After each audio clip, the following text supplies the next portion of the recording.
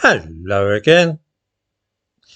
I spoke yesterday about the way in which Pakistani communities in this country tend to underachieve academically and the probable link between this phenomenon and the strong tradition of consanguineous marriage among those of Pakistani heritage. One result of this is that although people of Hindu or Sikh heritage in this country tend to be better off financially than white British people, those of Pakistani ancestry tend, on the other hand, to be poorer. This difference, as well as that in academic achievement between the two groups, is genetic and therefore inherited rather than being purely cultural. Of course, the cultural practice of marrying cousins or uncles marrying nieces has helped bring about a decline in the intelligence of successive generations, but the genetic influence is nonetheless real for that. We see in this example a microcosm of the whole of humanity, in which breeding patterns, behaviour, intelligence, and ethnicity are all inextricably entwined and affect each other. This has happened in India and Pakistan, just as it has in Australia, Africa, and Europe. The intelligence of various ethnic groups varies on average for this very reason, because some cultural traits and behaviours tend to increase the average intelligence of a community, while others diminish it.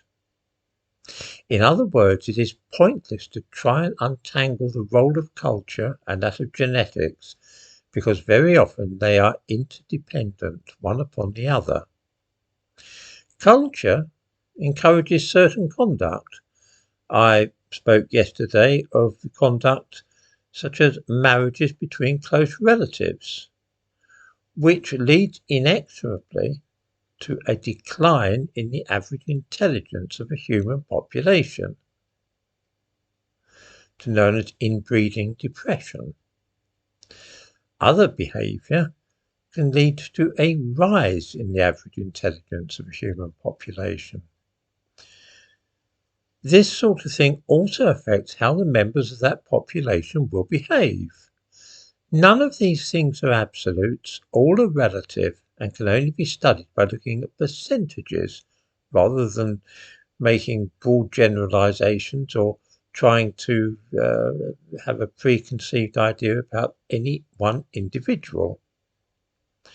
Returning to the question of Indians and Pakistanis in Britain, we see that culture and religion play a part in the overall intelligence of the different populations, and that these levels of intellectual ability then in turn lead people to act differently and engage in behaviour which might then help raise intelligence, or could equally well cause them to make decisions which result in a further drop in income, status, academic achievement, and so on.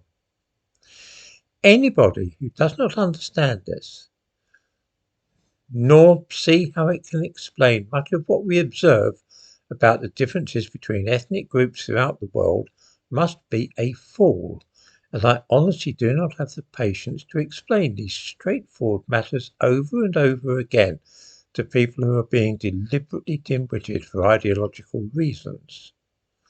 This simply is how the members of different races and ethnicities live and behave, with culture and genetics as twin driving forces for the general achievement or behaviour of different groups. For me, this matter is settled beyond all reasonable doubt.